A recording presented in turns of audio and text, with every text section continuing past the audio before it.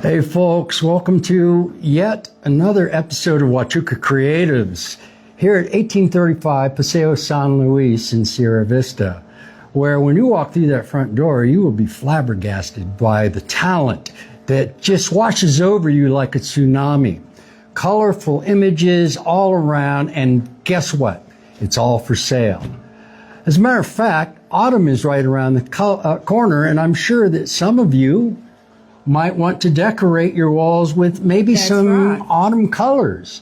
And so we'd like to at least give you a couple of gift ideas or things that you might consider coming in, taking off of our walls and putting onto yours, as well as jewelry. As a matter of fact, Teresa, tell us about this piece. This is a piece of tiger eye, which you can't get much more earthy gift than that, with the natural stones of the tiger eye, and it's such a beautiful color for fall. So not only do we have watercolors and photography and pottery, but we also have jewelry. Just want to remind you of that. And what else do we got over here? We have a beautiful gourd in the fall colors. Very earthy. And we have some images as well, don't we, Teresa? Martha Sprankle is a magnificent oil painter, and she actually does these in small sizes, like about this big, as magnets, like refrigerator magnets, and the level of detail on those are almost exactly the same as the larger paintings. It is. In fact, some of them I think are even more detailed. It's incredible. She is a remarkable. We do have some of those in the back room. So absolutely. So this is like perfect colors for the upcoming autumn season. If you're one of those who enjoys shifting your decor to the seasons, like putting up Christmas tree at Christmas and Thanksgiving, putting up all kinds of leafy stuff and pumpkins. Well, these are the sorts of things that you might be interested in looking for. And since we happen to live in a desert, Teresa. Yes. We have a lot of people who tend towards earthy tones already. That's right. And so even though we've only shown you a couple of examples, there seems to be a gravity towards earth tones with the artisans around this area. And Sean, yes. Tomorrow they're actually changing out a lot of the art because it's change out day. So there'll be different items in there. So if you happen to see something that you like today, you need to come in today and check it out. Absolutely. Now, as you look around, ask yourself a question.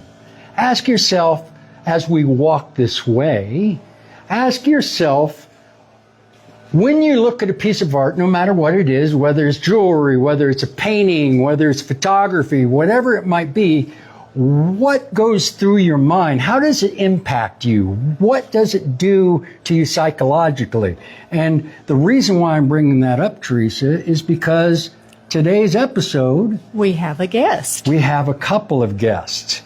One of them is an artist who can tell us a little bit about her experiences with the way art has impacted her and her clients. And the other one is a therapist. Her name is Dr. Toni Leo, and she is going to help us understand how art can be even therapeutic to our daily lives. So we're going to come over here and have a seat, and I'd like to introduce our special guest. This is Mary Lametti. She is one of our artists, and she does a wonderful coloring book, which we will show a little bit of here very soon. And this is Dr. Toni Leo, the therapist, who has willingly offered her services to discuss the aspects of art on psychology. So we're going to start over here with Mary. Tell us a little bit about, well, first of all, why doodle art, and where did that all get born from? Well, for me, I found I all of a sudden had some time in my life to go back to a little bit of art and that I really never ever got into. So, and I think it was with ink. It was black and white. And so I thought, well, maybe I'll just see what I want to do with that. And I saw all these different concepts about how to deal with the ink, just pen and ink. But I noticed these things called Zen Tangle and Zen Doodle, and they were patterns. And I kind of like that because I'm just kind of, can we say anal? Guys, maybe. So what I ended up doing was trying to make a very realistic form of what intrigues me, which is usually animals, birds, nature. So the outline was as natural a look as I could, that I liked. And then I took all these designs and tried to create its character just by using designs. And I can maybe show you what that looks like. So this is a pronghorn. And it was influenced, for me, my daughter went from vegetarian to eating antelope. So I dedicated this to her. And she likes, all this paisley stuff. So I went with that.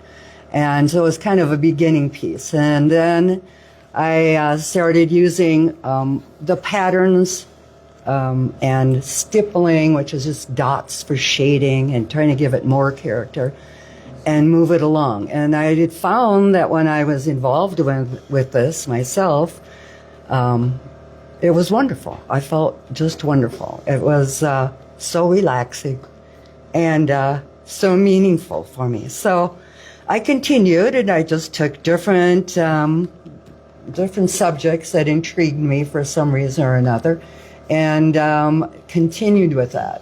And I was doing that, and my daughter sent me this article about counseling today. She also is a counselor, and it was in 2023, and it was saying, she said, "This is why you feel this way, Mom. They've done research with neuroscience and art, and they find when people are doing artwork, there are lots of areas in the brain that just light up. And then if you can combine that with some of the Zen Tangle and Zen Doodle is basically about repetitive motion. And that's to keep you balanced and in the moment. And it doesn't matter, well, it doesn't matter for some people. For me, it better look good. But for reality's sake, it's about the therapeutic value of that.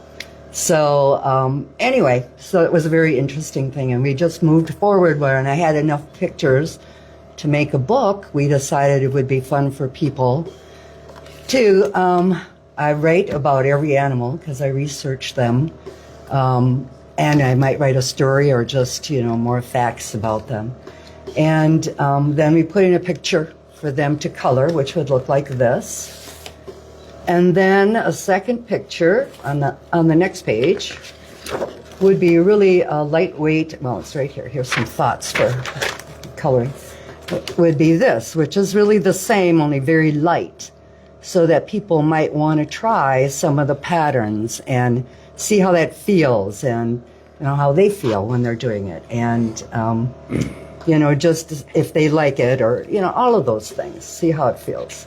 And then the third one, we just did an outline so they can do anything they want in there, which might be just fun. We thought for people to just totally express it and to see what happens. And we've had lots of great responses from all ages. I'm even finding kids 12 to beginning teenagers stuff that totally intrigued with it. And you can paint, you can use colored pencils, you can use pens, felt tip pens, and discover that what the research is finding is the artistic part of you, I guess that's a side, and then the analytical part of you can create it's a creative brain, they call it. And in doing that, it just eases the stress. So, or stress gone. And I mean, there are people that resist any of this. and or any coloring. I don't color, whatever. And that's, you know, it's okay. And it's not a forceful thing. But those that enjoy, you know, attempting it, we've had people that say that and then try it and they're like hooked. So because they found it did feel good and they just didn't believe it, you know. So anyway, so we're doing that, and we have cards, and I have my originals in the art gallery, and I have morphed a lot. So for me, my patterns have changed. And what I do, I sometimes reverse things. So I get it all black in the back and white in the front. And I still stick black and white because I feel, I've always said that, I think you forget about what you're seeing if you add all the colors. So like if you saw a cardinal, you'd say red, and red, little top knot, you know. And if I asked you anything else about it, you probably, if you're not a birder, you might not know anything about it. So I prefer kind of making something, and even my designs inside don't even totally apply. Although I try to make them to apply, like something that might look like a feather or something, you know, about the animal or whatever that I can use. But, and just let people, you know, choose their own colors for what they want to do. So and something else that you like to do, at least that I witnessed at Art in the Park, because you have a booth there as well. That's true. And you'll put one of these pieces that you have out front on an easel, and you'll have a whole bunch of colored pencils in front of it, and then you will invite people to grab a color, their favorite color, and color in pieces of it, and then sign their name off to the side. That's right. What kind of a response do you get from people? Oh my gosh. Well, that's really fun. We offer a little gift to get them in there. And it's like a little framed print that probably looks about this size. Any one of my pictures, it would look about like this. But with 3 different colors to the picture, and then sign their name along the matting, and they can go pick their little prize. And we've had, you know, wives that are like, you bet, and then the husbands are like, no way. And then the kids we can hardly get rid of. And, you know, there's all kinds of people in between, but the laughter and the fun of the day. Perfect. It's just It brightens perfect. their day. It brightens theirs. Made our day phenomenal. We have so much fun with them. My husband loves to just kind of mess with the kids and give them stuff, and, you know, so it's just therapeutic for us. And I know a lot of people will grab things that they think are going to be fun. We try to make it realistically priced so that everybody get an opportunity to just try it at home. We've had people buy big prints that they can color because they're going to have a party, and some that are going to an Airbnb with the family, and they bring some of that with some pens in case there's a lull in the crowd. So it's just been interesting what people come up with. So that's been the fun of it all for us. Well, let me tell you something. I've been excited. I told Mary about this particular episode I wanted to do a few months ago, and she was real excited to come on the show and do this. I said, I want to get someone who can speak from a more experienced, more educated level as far as, I got one right here. But maybe if you can hold it for her. Okay, but what I didn't tell you is that it's hard to find someone with the schedule that they can clear enough to be able to participate. So it is really tough to find someone. So I got to tell you up front, thank you so much for volunteering to come out and do the show with us. But I was fully prepared, by the way, if I had to, lean back on my behavioral science degree from Excelsior College and become the subject matter expert if need be. Thankfully, I didn't need to do that, but in preparation for that, I did do some research as far as the art's value towards therapeutic things, and I found several studies that have been done, and I sent you those studies, and the one that is near and dear to my heart is that art therapy plus talk therapy enhances the progress for soldiers suffering from PTSD. Oh, definitely. And, you know, we're in a military community here. And so I think that's critical, important information for our society around here to understand that we actually have places where you can go. You don't have to buy anything. It's for sale, but you don't have to buy it.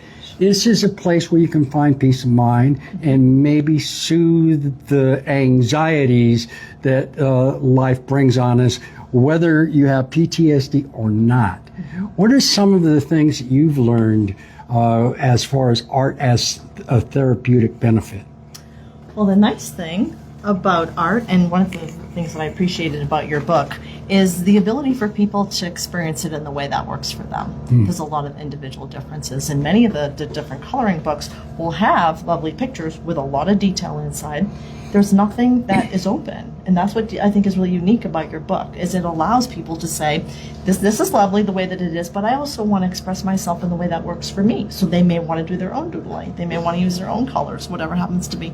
So I think that individual expression is really important. I think that that's individual difference is so important in terms of therapy.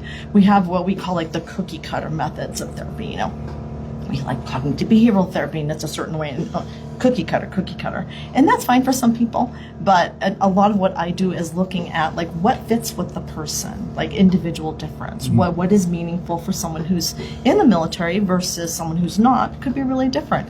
But art gives people an opportunity because there's so many things that they can choose. And even just within something like coloring, there's so many ways to approach it.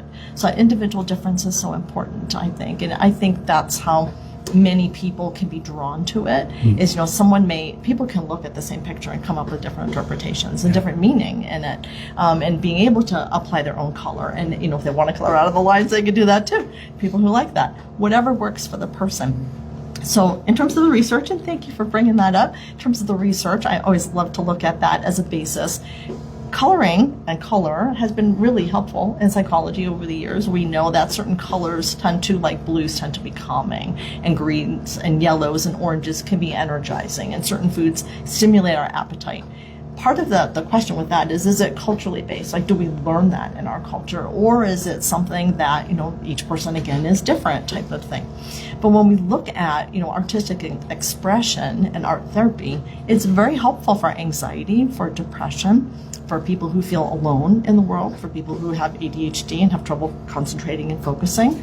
It's really helpful for mindfulness. So there's a lot of things that really can come out of artistic expression. And I'll tell people, maybe movement or dance is your kind of thing. It doesn't necessarily have to be, people say, oh, I'm not an artist. I go, well, neither am I. Paint stick figures, you know, whatever works for you. But to have a method of expression, I think is really important for people. And many people do choose to do that through art. So I think it's really just fantastic. Yeah. Viewership versus doership. In other words, just going and admiring art versus actually executing the artwork itself. Exactly. Is there a distinction between the impact that those two might have?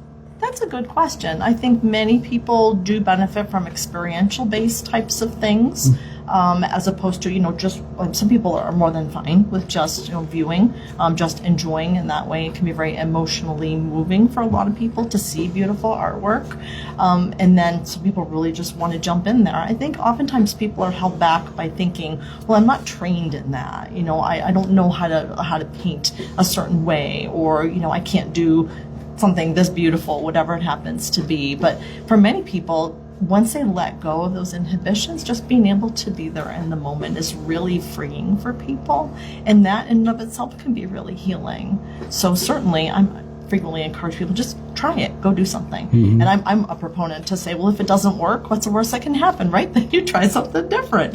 You know, there's a variety of ways that people can approach it, and it really is about for them to find what works for them. I think that, well, this is me just thinking, but there are a lot of ways that people find ways to soothe their moods. I believe one of your ways is horses. Indeed. Yes, and I do equine therapy with people. Exactly. Yeah. For some people, I mean, it's not uncommon to bring therapy dogs into hospices or that sort of thing. So there are a lot of different ways in order to acquire a more settling perception of your surroundings. Definitely. But art happens to be a global phenomenon when it comes to therapeutic value from the research that I've done. And we started this episode to talk about color, but it's not about color. It's about it's about art. And the one thing, and I don't know. Yeah, you had talked about like black and white versus. Yeah, and I don't know what What's really interesting, I can mention in terms of one of the metaphors that we use in therapy is the idea of like when people are really depressed that they kind of live life in black and white. Yeah. And then it's almost that one of the metaphors I love is a Wizard of Oz. It's that moment when Dorothy opens the door and then we're in that world of color. Yeah. You know, and that's really an amazing metaphor for when people start to come out of their depression. When they will start to wear makeup, they start to, care more about how they're dressed. And Right. men will start to groom themselves, a little bit better and be more careful about things. So it really is, the black and white versus the color really is a nice metaphor for coming out of that place of depression or anxiety and moving to something that's a little bit more lively, more colorful. As a photographer, I found it very interesting the stark differences as far as perception between a color photograph and a black and white photograph. And I happened to find a perfect example right here in the gallery by one of our artists / photographers by the name of Pam Chandler. And here is a photograph. I've shown you this. Here is a photograph of a church that she took in color. I don't know where the church is. It says on the back here, Mission Inn. And it's beautiful. The colors are absolutely gorgeous, and it draws you into the reality of being there. But then she also took the same picture in black and white. So all of a sudden, the same image has a very different feeling to it. It's the same exact shot, but it's absent of color. So what does that do to the person who's viewing it? Well, color can be a distraction to the details of the image. It can actually take away a lot of the intricacies of that shot. When you remove that color, you start focusing on the shadow and the light and all of the details within that image that this one you may have overlooked. How does that impact you on an emotional level, do you think, or a psychological level? Is there a shift in the way we process that? There probably is. Yeah, I'm sure, definitely. I think people, again, tend to, if they're feeling depressed or anxious, they can gravitate more toward maybe the darkness or the shadow of a black and white versus, color.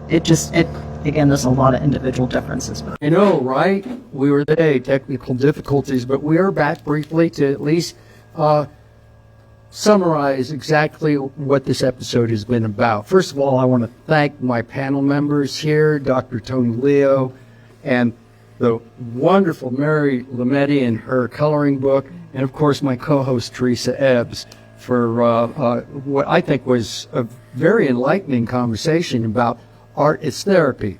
And why did we even do this episode? Well, simply being that art is more than just about, a pretty picture on a wall above your fireplace. It's more than about any of that. It's about how it makes you feel inside. And the one anecdote that I wanted to share with you is there are times when I will have either a photograph of mine or I will see painting on the wall here at the gallery, and me personally, I don't appeal to all forms of art, and I'll look at it and say, but you know what?